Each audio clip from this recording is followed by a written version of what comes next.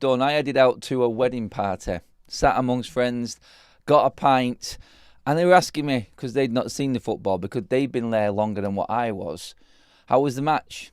How was football? How did United play? And for the first time this season, I could sit there comfortably and say, you know what? We were actually all right. And that was because of two reasons for me that I've been banging on about for so long.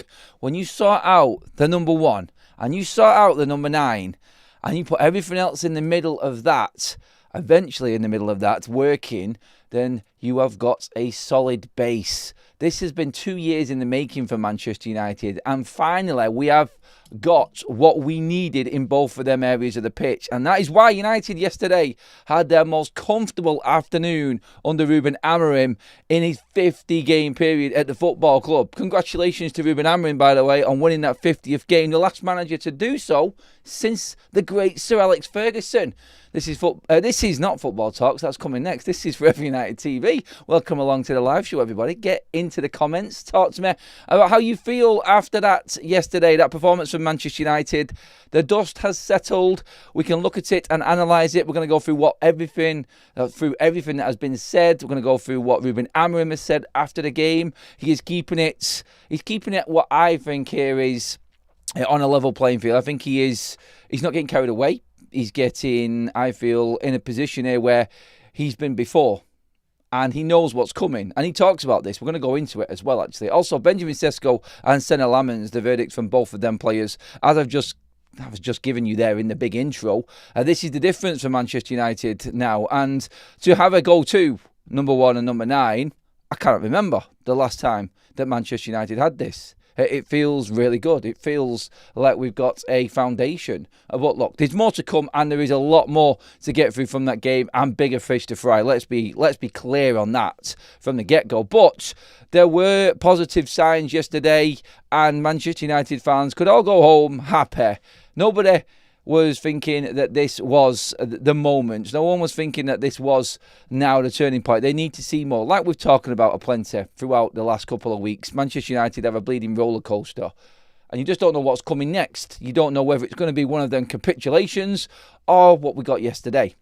One thing is for certain right now is that Manchester United's home form is keeping Rúben Amorim in a job. 3 wins in a row, and that I think is the most important thing. But look, we've got plenty to talk about, so we're going to get into all of it. We're going to go through what Rúben said first of all this morning. I'm going to get your live comments then as well, because I've not had a chance to speak to you all last night. Obviously, I was shut off to the wedding, and we didn't really get much chance to talk later on. We'll get through all of that today. We're jam-packed day today, live content throughout the day here on FUTV and Football Talk. So looking forward to that and having a good catch up with everybody. But let's get into what Rúben said first of all after that game yesterday. And do you know what? I think I have to give him a little bit of credit for what he said. He's not getting carried away with anything at all here. I think he was asked a question how he feels going into the international break, and his response was, I think, quite to the bone, really. There is no momentum with our team.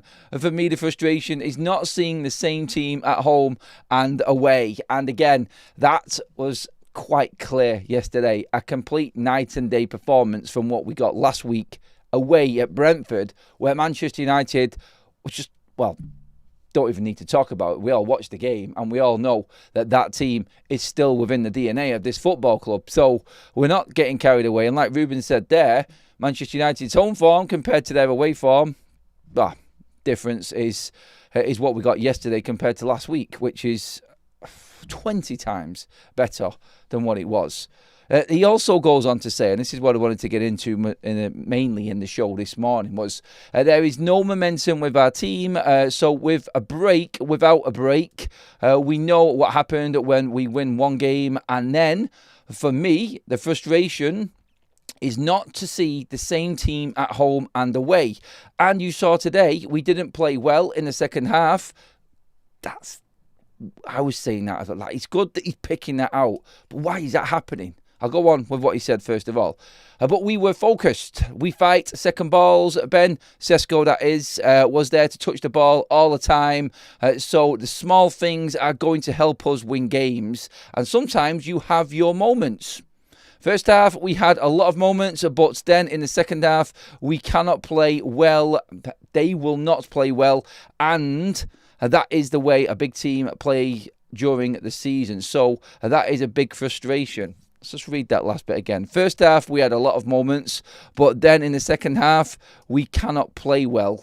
They will not play well, and that is the way a big team play during the season. So that is a big frustration. Kind of mix and match, lost in translation. Rúben talking there, you could say definitely with that. But generally from what he said there, you have to say Rúben is content with the performance from yesterday. And he's, of course, happy with the 3 points. More importantly, he knows that wins are necessary for Manchester United. I feel like if he's walking out of Old Trafford yesterday, I think he's walking out there feeling 20 times better about his position, about his team, and about what he's watched, the connection on his players and how they've got through that game there today. Because, yes, we didn't play well in the second half, but did Sunderland really put Manchester United under the cosh? Did we get the usual Manchester United falling apart moment, going into safe zone again? It was a little bit better than what it was against Chelsea when we went in with a 2-0 lead, wasn't it? And I think Rúben there is well aware. He's not happy, and I'm happy about that. Because we know that there could have been managers that have gone before that have said, this is it, we've proved there today that we can play as a team, we've proved there that we can actually cope with the pressure of Manchester United and play together and win a game comfortably like that. You'll have other managers that will jump onto that. Rúben, to be fair to him, and like I said, I've been his biggest critic over the last few weeks, he keeps on playing players that shouldn't be playing in positions. Manchester United's average players yesterday were all the players that we were bemoaning about last week. Like Bruno wasn't fantastic yesterday. He had some good moments. He was better than what he was last week, but he definitely wasn't near the best performance for Manchester United yesterday. Dalot was our worst player again in the team. And so all of the frailties and flaws that Rúben has shown over the last few weeks are still there, but he's not getting carried away with it. So again, I have to give him credit for actually not getting carried away with that result yesterday, because there's a lot more to come, and there needs to be a lot more to come with that. But look, the frustration is there, the consistency he goes on about, and what Manchester United need to do to be a big team is clear for everybody to see. Listening in the radio, coming home from, heading up to the wedding yesterday, listening to fans calling in on the radio, talking about the United game and performance, and everybody was of the same. It was nice, and it was good that Manchester United could come away from that game feeling a little bit upbeat.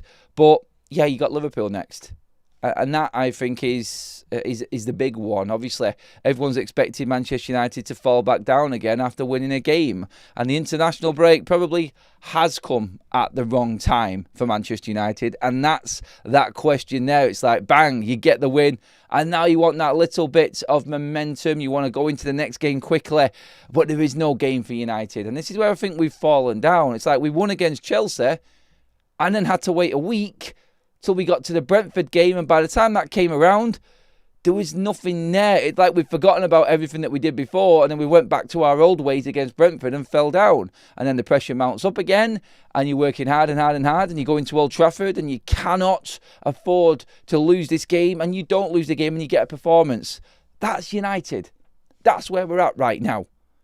But, again, you cannot help but feel a little bit more upbeat after a performance like that. So, yeah, we're happy, but we are definitely not getting carried away. That's how it felt with every single Manchester United fan talking after that game yesterday. So, I do feel like we are in a position now where we can look at that and look at it with a little bit more optimism. And the optimism for me comes from them two key positions again.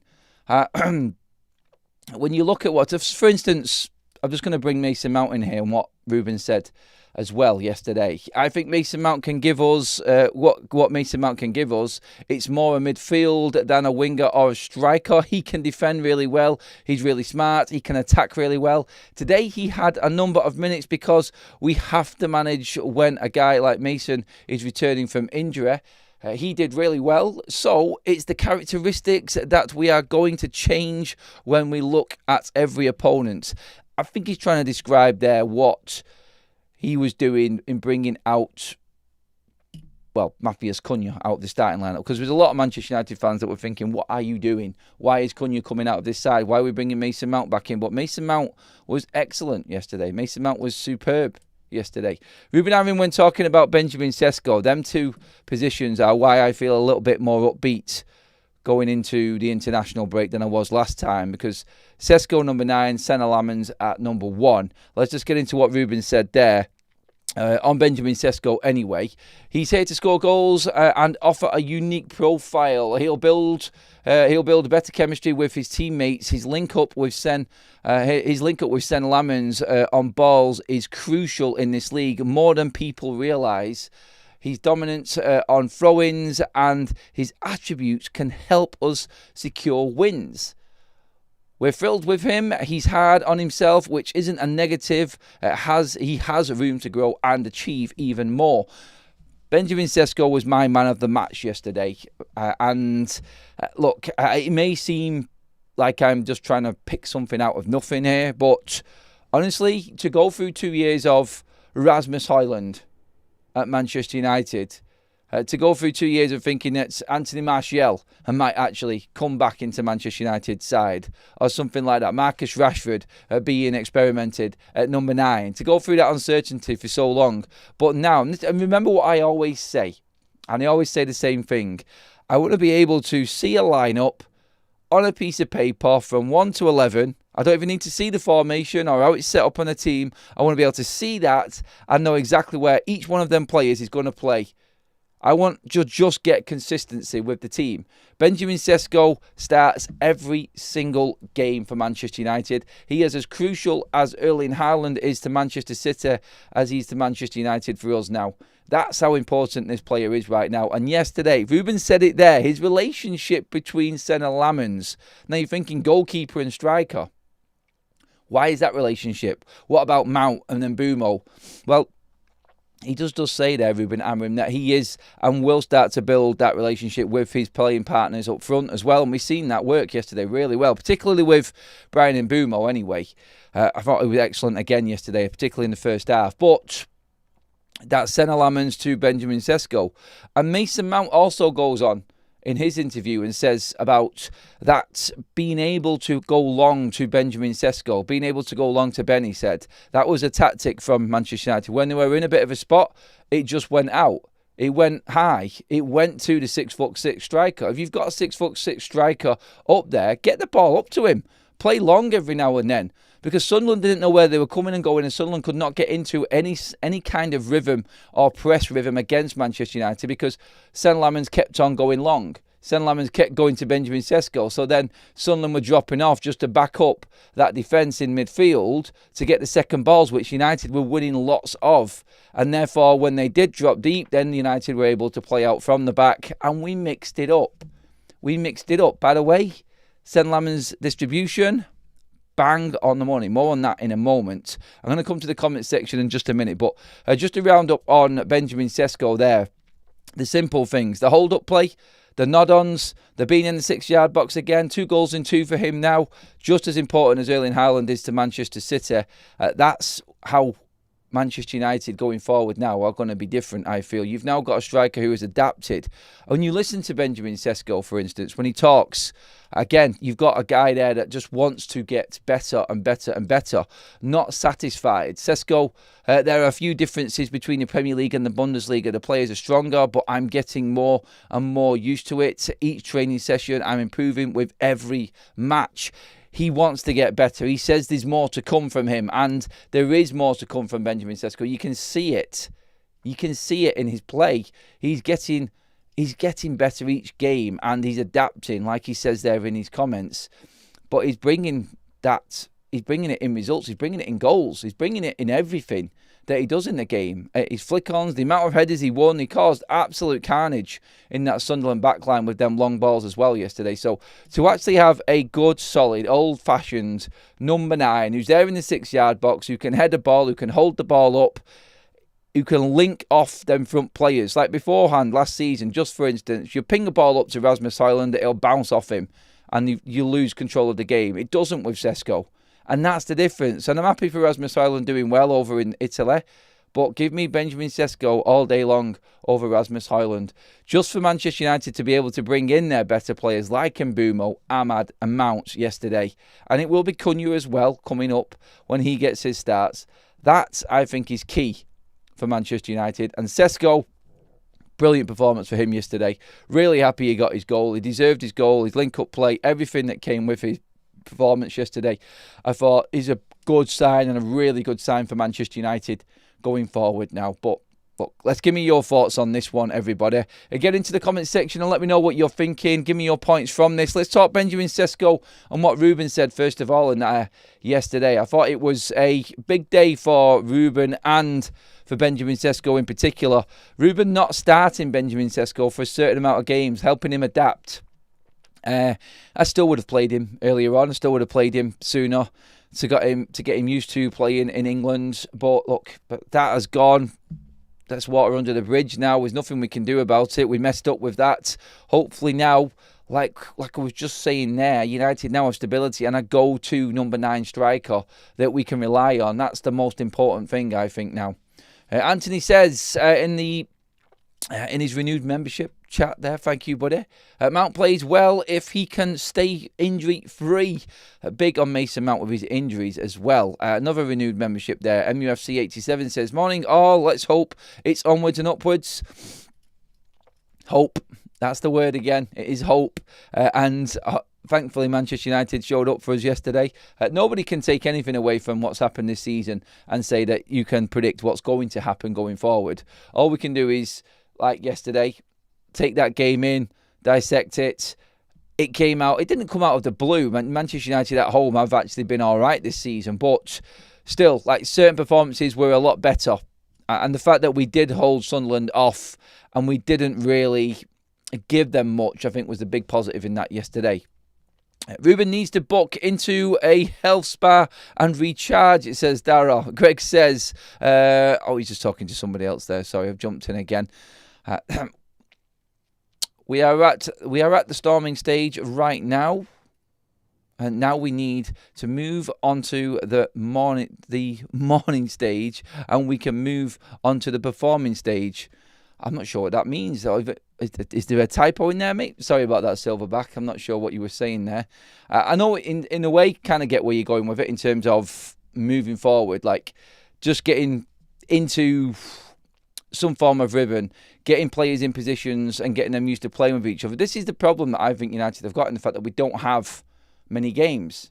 We don't have enough games to start to get these players gelled together. Like, training is training. And like Rúben said, like, training looks intense and the players look good. But like when you get them on the pitch, it seems to be forgotten about. And that's a big thing as well with Manchester United. The fact that we actually don't have these games to keep playing these players and getting them used to playing with each other, I think is going to be a big problem for us this season. So let's try and get through this stage of the season as best we can with the internationals, get into December when the fixtures then start piling up again. I think you might see a better Manchester United.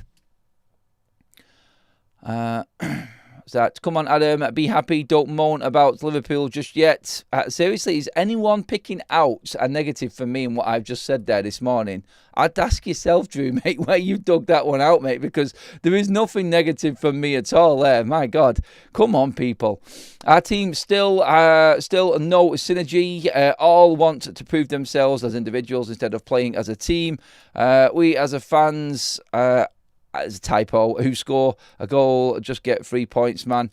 Fires, I'm not sure what the typo was going to say there, pal, but still, again, look, I don't think they're playing as individuals. I think it was more of a team performance and a lot more link-up play yesterday.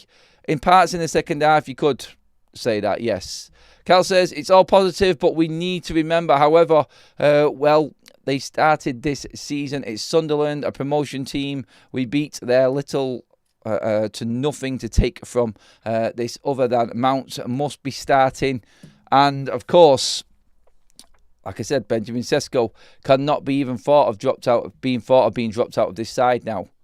Šeško had a workhorse attitude yesterday. Didn't get given the ball much, but made a lot of problems for Sunderland. He did. He's tracking. He's winning the ball back high. His energy and his strength and his speed as well, and great control as well. I think that is something that we have got there. That's a real weapon that Manchester United can use in the future. Get 30 goals a season from just doing what Šeško did yesterday, being in the right spots at the right time, Silverback. Yeah, that's it. Being there for them flick-ons, being there to link off the other players around him, and being in the 6-yard box when them throw-ins or crosses or corners come in. That's what Manchester United need. United have missed that. We've missed it badly over the last couple of years. Basic football we went back to yesterday, and it put Sunderland on the back foot. And that gave room for all the other players to come into the fray as well. Let's get a few more comments in before we move on. Amorim showed that his system works as long as the players are focused. A string of wins is possible. Well, in one game, you can say that the system works, yes. But like Rúben says there, we play different when we're at home than we do away from home. The system will work if you've got the best players possible. It doesn't matter what the system or the formation is if you have got brilliant players. You look at every team that has won ever, and you look at all the teams that have won with a 3-4-3 formation. They've all had the best players. The fact that Rúben is still playing Bruno in the midfield and Dalot as a wing-back and Shaw as a centre-back are still going to undo Manchester United this season. He has got other options there to play, and there is still going to be problems this season. There is going to be problems for him to deal with. Hopefully when the January transfer window comes, if he is still in a job, they get some backing and we get a midfielder in. What this means for the likes of Kobbie Mainoo, I don't know. Joshua Zirkzee, I really don't know. He's got no chance of featuring for Manchester United ever again now that Šeško is in this side doing what he's doing. You've got Mount, you've got Mbeumo and Cunha all performing. I even think Ahmad would probably push into that 10 ahead of Zirkzee as well when Mazraoui comes back. I think Ahmad's performance with Mbeumo yesterday showed that them two need to be on that right-hand side together. The link-up play was absolutely brilliant for them. Just to go through quickly, a few more quotes from Rúben. I saw today, and I know that they want to do the best. I know that they don't want to change the coach all the time, but like I said during this week, to be with the manager is I will still kill myself to go in every transition. That's what he's talking about, what he needs from the players. He needs them to kill themselves to give more and give their maximum to everything. In terms of what Rúben wants from his system and defending his system, he's talking there about the players killing themselves in transition and trying to do the maximum that they possibly can. He wants to be able to, from what I read there, be winning a game like we was yesterday, go comfortably in front and then change out them players and bring someone else to freshen it up. That's what he liked to do at Sporting. We just can't get far enough ahead or comfortable enough in a game to make them changes, I don't think. Look, we used all of the subs yesterday again and we changed up the right areas. The notable issue for Manchester United in this system is midfield and the legs and tiredness in that midfield. Casemiro, I think he was about 5 seconds late on that tackle that he got booked for again yesterday. That was later on in the game. He can't play 90 minutes. It is quite clear. Again, he's making rash decisions in the game that are not necessary. And the midfield is going to be key for Manchester United going forward. And I think that, when January comes, is going to be something that Manchester United could potentially use to give us a little bit of a boost going into the second half of the season. I think that's got to be key. United need a midfielder or somebody else to come into that midfield before that January transfer window ends. And Rúben also says, we need to show with actions, and sometimes when we look at our team, I know for sure that when we see the games in the end, they know that sometimes we can do better. So I feel that during the week, but we need to show that on the pitch, not just at home, but also away. Pretty much saying the same thing. He said he's seen a lot more intensity and the performance was better for Manchester United. But, of course, the consistency is what Rúben Amorim is going to be judged on and his team is going to be judged on. And we haven't seen enough of that yet to get excited about this season or feel confident about going from this game. It's again now, right, we've won. Let's just see what happens next. Yeah. Backing Rúben Amorim and showing the support for Rúben Amorim, saying it is one thing, and Rúben did touch on that as well. Saying it is one thing, like showing him on the pitch is what Rúben is trying to get there. And you can see that in what he said. You can see that in Rúben Amorim there, in saying that in the transitions they need to give everything. They need to show that they're backing me, not just saying it. They need to show that they're backing me on the pitch. And that's what he wants from them. So, yeah, it is all going to be, I feel, proven later on. Maybe into the latter stages of this month, November. Tough games coming up. And let's see if they are going to back Rúben and give 1,000%, because that's what they're going to have to give. But he is going to need the rest of his squad at some point, because he is expecting a lot from these players, Rúben Amorim. I'm just scouting through everything else that has been said. Like what Mason Mount said on that subject there. We support our coach. We're with Amorim 100%. We've had some difficult results which have been painful for the team and the staff and the fans. But today it was an important win. We thought, Mason Mount says as well, we'd have moved on and made that next step after the Chelsea game, but it didn't happen. Now we have to start it all over again. The players are going to have to show a lot more commitment, I think, to the system if it's going to work for Rúben Amorim. And I think the players that he had on the pitch showed the commitment. It's whether or not they're good enough in that position, and that's for Rúben to manage. And that's going to be what gets brought up in later games, because there are teams that will be better than Sunderland, that will be able to, again, dissect Rúben Amorim's system and Manchester United. Can these players get any better in this system? And some of them, I think, are going to be okay, but there is a good chunk of them that are not, and that's where he's going to fail. One of the key players in this whole system, and this is going to sound basic again, but Senne Lammens yesterday, what a breath of fresh air that was, to watch a goalkeeper just have a normal game of football. And the fans, and you could feel the atmosphere, and you could feel the tension just drift away from all the Man United fans, from the players on the pitch. It just seemed to be so much calmer out there yesterday with Senne Lammens. Ben Jacobs goes on there to say, a clean sheet for Senne Lammens on his first Manchester United debut. 52 touches, 11 ball recoveries, solid distribution and 3 saves. The most notable of which denied Granit Xhaka and Kemstide Telby. That was that late one where he saved it with his legs.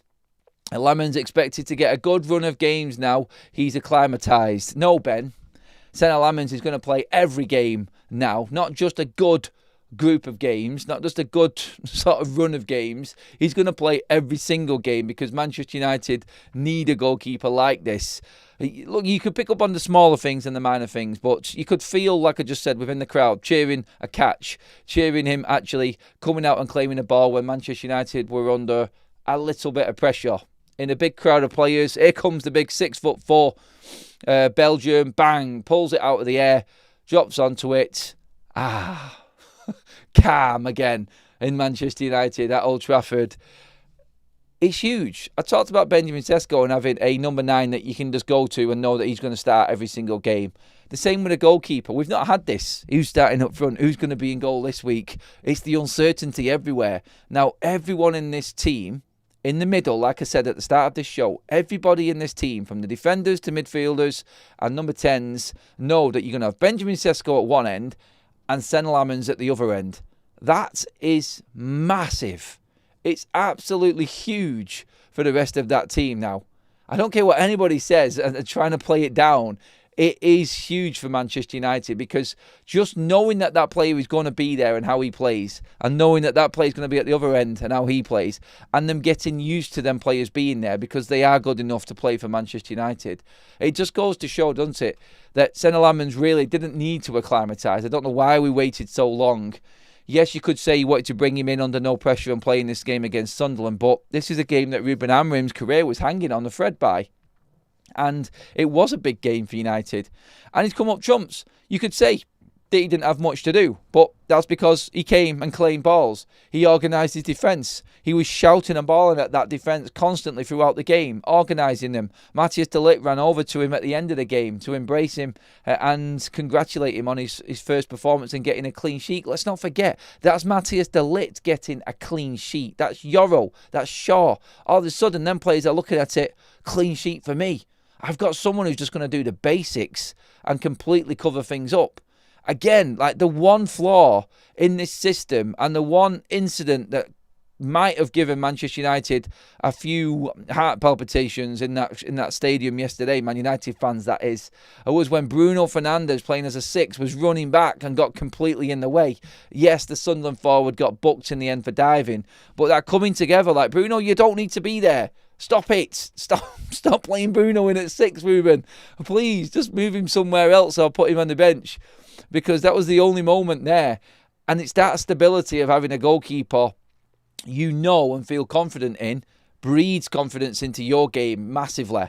It's just even as far as the forwards actually know that whatever they do, like Benjamin Šeško scores a goal, Mason Mount scores a goal, they know now that they've got a goalkeeper that isn't going to give anything away easily, and all the work that they do up front in scoring the goals and creating like they should do isn't going to be ruined by a goalkeeper doing stupid, idiotic things at the other end, costing the team. Even when you are 2-1 down or 1-0 down, you've not got a goalkeeper dropping an absolute clanger, taking the game completely away from you. You've got someone who's just going to keep you in the game or solidify what you've done already in getting in front in it.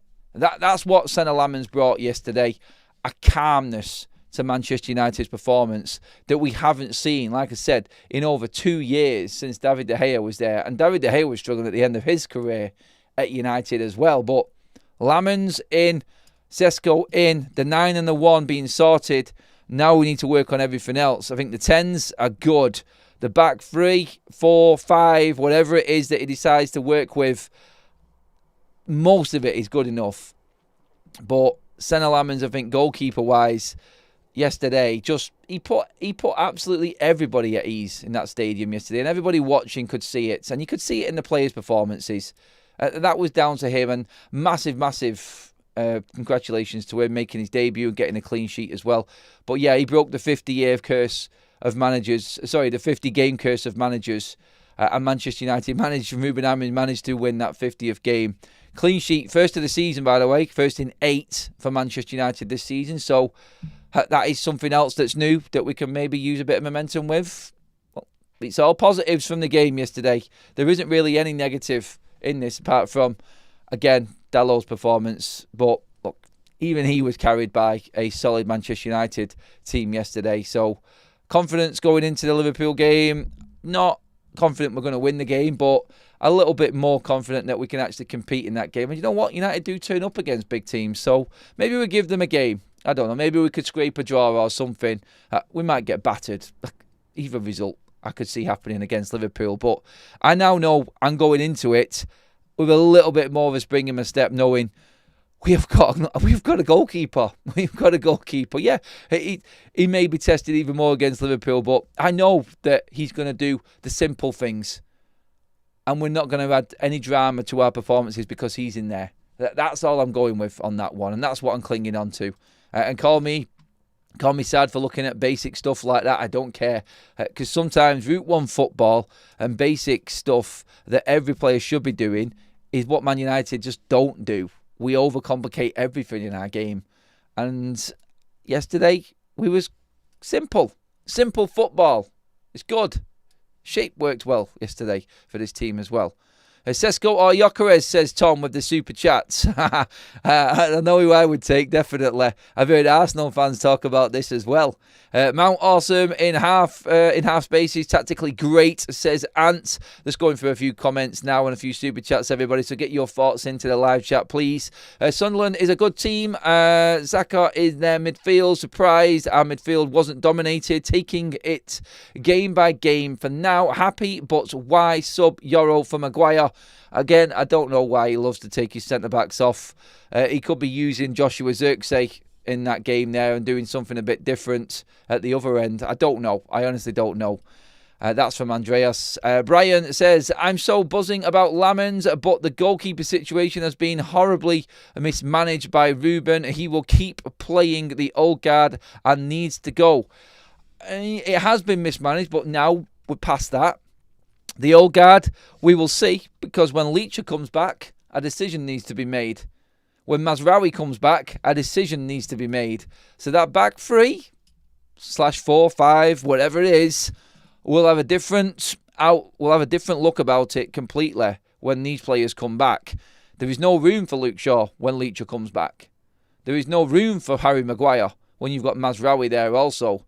I hope Mazraoui is thought of as one of the back three, because he is not good enough on the right-hand side in that wing-back area for Manchester United. He cannot play Mazraoui in the wing-back area. Ahmad showed yesterday, coming back from compassionate leave, wow, best game I've seen Ahmad play all season.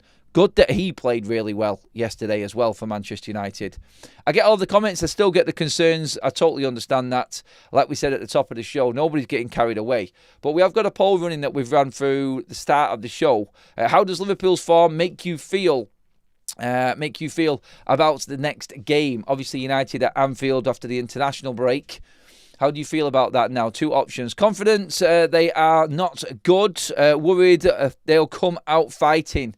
Yeah, more on Liverpool in football talks after this show. But yes, Liverpool's form falling completely away at the moment. So, look, that game will come and we'll deal with it at the time. What we're looking at right now is what Rúben can do possibly now in the international break, because there's still quite a few players that aren't going to be leaving for internationals at Manchester United. Again, that squad for England, not one Man United player in it.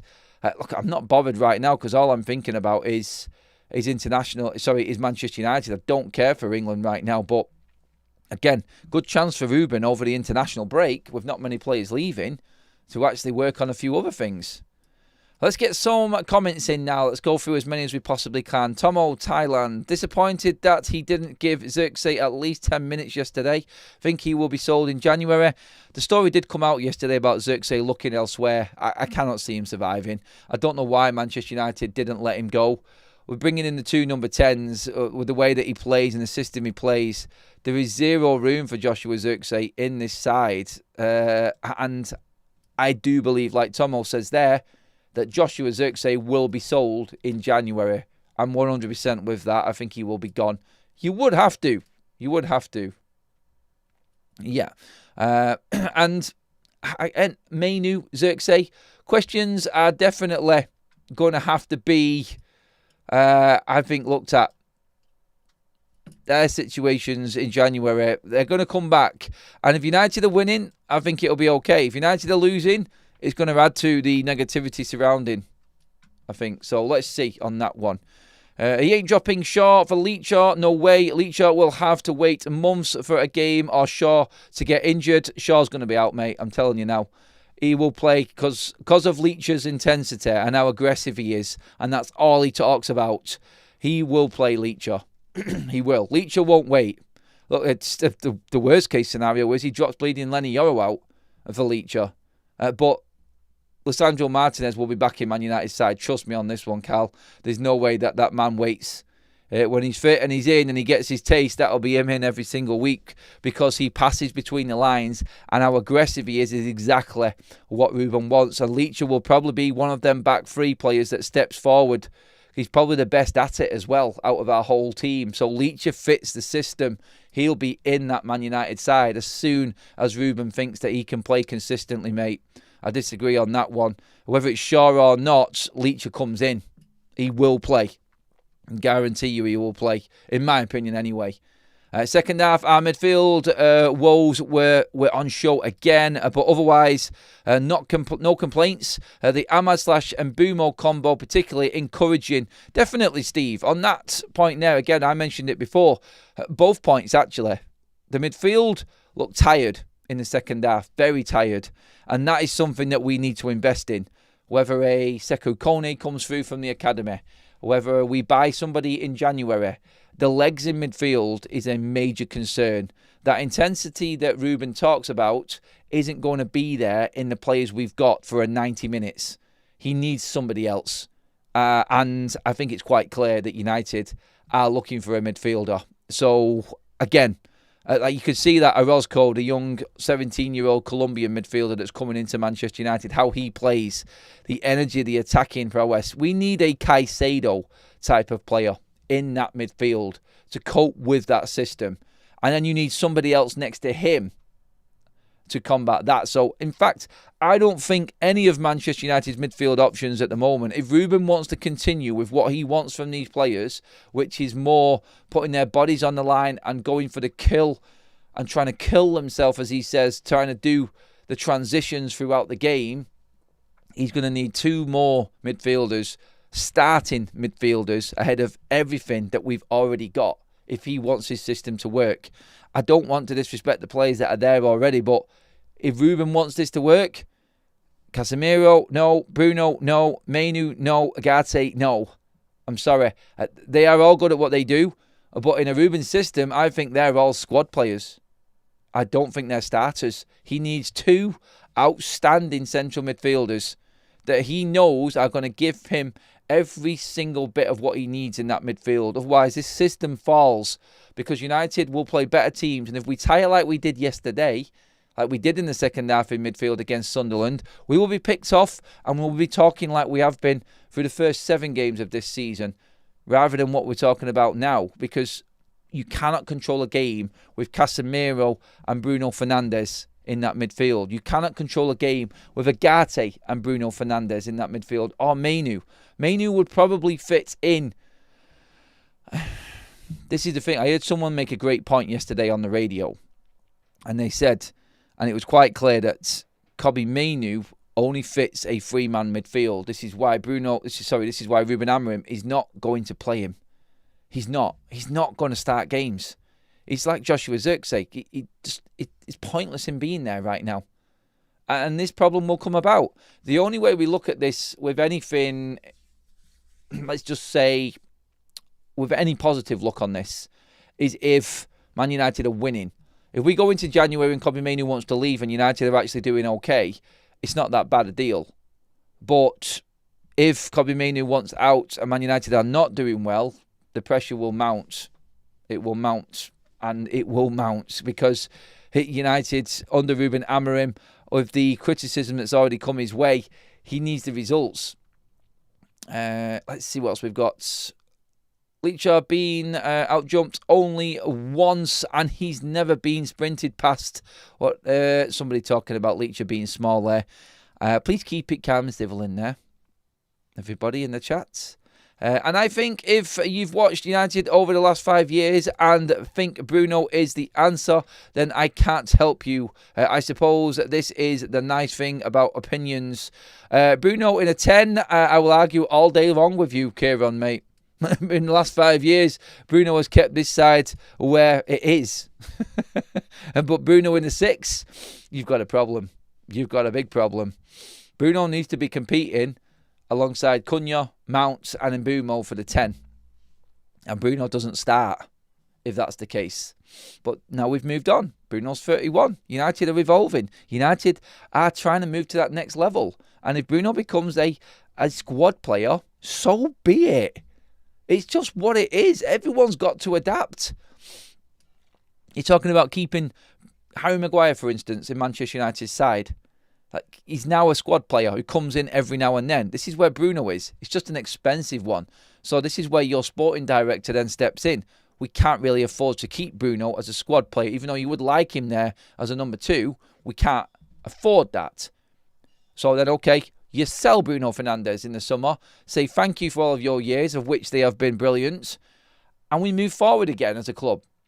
You have to evolve and you have to keep on adapting. You cannot rely on what worked before, putting a player on that pitch because of his characteristics, like Rúben says, but play him in a system that's foreign to him, in a position that's foreign to him, and expect it to work.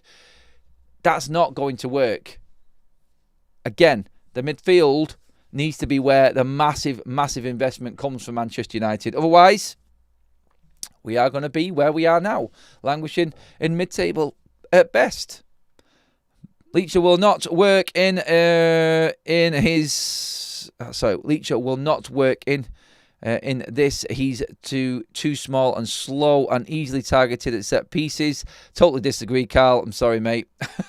I can't have that one, but too small. There's no such thing as too small. I disagree. Like, I understand what people are saying about his size, but he's the same size as Luke Shaw.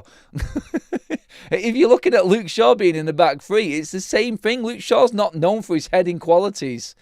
It's Leacher or Shaw. You can't say that Leacher's not good enough and then say Shaw is going to stay in. That's not going to happen. Leacher will give you more consistent performances than Luke Shaw will. That is a guarantee. I bet you now. I bet that Leacher comes in this side. Whether it's Shaw, whether it's Yoro, whether it's De Ligt. You cannot bring De Ligt out, but Leacher will be in Man United's side. I'm telling you right now, because he's got the characteristics, he's got the capabilities on the ball, and he's got the aggression in his play that Rúben wants. He will 100% be in this side when he comes back and is fit. Whether you like it or not, look, I think there's flaws in Leacher's game. I think he has to get in line and fight for his place. But going off what Rúben has said, and by the way, just on this there, I'm not saying that my opinion is above anybody else's about Leacher. In fact, I'm not even saying that Leacher should be in this side. I'm saying what I think from what I've heard from Rúben Amorim is that Leacher goes into this side. I'm going to say now that he will be in there just from what Rúben says and what he looks for in characteristics in players. He will be in that Man United side when he is fit. I guarantee it. He is one of them players and characters that you know is going to give you that aggression and that energy and can play 90 minutes and can play week in, week out when he's not injured, that is. Of course, look, there's plenty of debate and argument, and this is what I love about the show, and this is what I love about everybody. People see it differently all of the time, but this is what I was talking about yesterday as well. Like, everybody yesterday seen what Manchester United's qualities were, and everybody was on the same page, and everybody seen what Man United's weaknesses were, and everyone was on the same page. And that's what results like that bring. It brings, I'm not saying it's bringing a togetherness to the fan base and going down that corny, cheesy old road or anything like that, but going off what I listened to, going off what I've read this morning, and everything else that everybody else has said on different podcasts and whatnot, it's all on the same page. Every single Man United fan singing from the same hymn sheet, and that on its own is a miracle for Manchester United this season in particular. But we just know. We know what's coming, and we're preparing ourselves for that next episode. The next episode is obviously Liverpool away from home. So yeah, that is going to be an interesting one, because I'm sort of stuck between United actually competing against big teams and having an all right record against big teams, and United, after winning a game, completely coming down again. But also a horrible record coming back from international break is something that is going to haunt us forever. And to have City after the first international break as your first game away, and then Liverpool away after the next international break, it's like, oh my God. It doesn't get harder than that, to be honest. It doesn't get harder than that. But yeah, look, the bigger positives from the game yesterday. Šeško, Lammens, these two players for Manchester United going forward are going to give us so much more stability. And I feel the rest of the team will fall in line with that. You've got your spine there. You've got the beginning of your spine. You've got the top end of your spine. If you sort out, because I think the central defence will be fine as well. If you sort out that midfield, the Manchester United can work. It's just sorting out the midfield. That's the problem. And yeah, let's get a few more comments in before we actually finish up. If Fernandez sets up 5 gift-ended chances a game, some online would still moan at people defending Bruno Fernandes. Look, it's going to happen. It's going to happen. You're going to get plenty of debates, but it's good debate, isn't it? We're debating and talking after a United win. And picking out minor little details instead of gaping holes and big problems at Manchester United. We're talking about, I think he's better than him. And like what me and Cal are discussing here, Rúben Amorim over Leacher and Shaw. These are the things we need to be discussing. These are the things that Manchester United fans should be discussing. I think he's a better centre-back. I think he'll play him. No, Shaw's better because he's showing that consistency more now. And that experience factor and level-headedness against a Leacher who is aggressive and he's a better passer of the ball and better going forward and scores more goals as well than Luke Shaw. That conversation, that excites me more than anything. I know it seems like you're really clutching at them straws again right now, doesn't it? But still, look at the conversation change because we've seen a game that had a lot more stability in it with the number 1 and the number 9. And that's why them 2 positions were top of my list. And you can go back and watch the videos. I said it. So give me a number 9, give me a number 1, and then we'll deal with everything else in between. But that position and that position, someone who's going to put the ball in the back of the net and knows where to be, and someone that just calms everything down at the other end and gives the team confidence in front of him, boom. That's the way you go. Basics. Simple tweaks in players and better players in them positions than what we had the last 2 years are why Manchester United will move forward. Don't forget, everybody, we are on Football Talks throughout the day now. So, next up, we've got the paper round coming up live. We're going to go straight there now and continue the chats over everything going on. Might have a little laugh about Liverpool on the way. But, yeah, we are going into the paper round next. Then, approximately 1 to 1:30, we are kick-starting Sunday kickoff, which is a live show going through all the 2 o'clock kickoffs into the 4:30 kickoff. So, we are live for a good 4 to 5 hours, everybody, from around about 1:30 all the way through to the end of the day. Then we're back live again here on FUTV.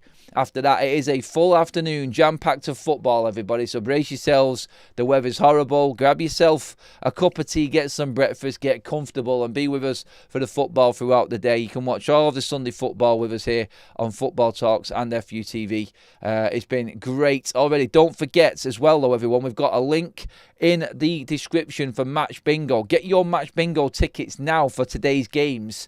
We are running Match Bingo's 200% booster throughout October again. They've given us permission to carry it on for another month, which is banging. Absolutely love it.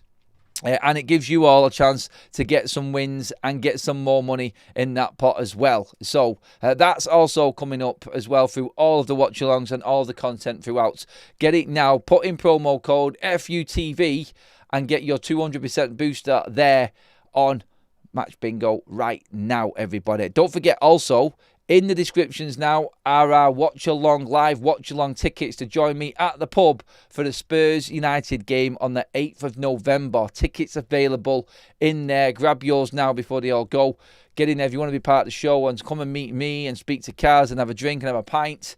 Get in there and let's have it. Let's get it on it. Let's get on it, everybody. That's it for the show this morning here on FUTV, everybody. Thank you so much. I'll jump across now to Football Talks. Thank you, mods. Thank you, everyone in the chats there. Let me just check that there is no super chats I've missed. Sorry, I did miss one from Ant there. Shardalo, Maguire, Bruno, Cobby can all go for me, says Ant. Ant, big super chat that, mate. Thank you very much, mate. I love that. And I'll see you all over on Football Talks in just one moment. Cheers, everyone.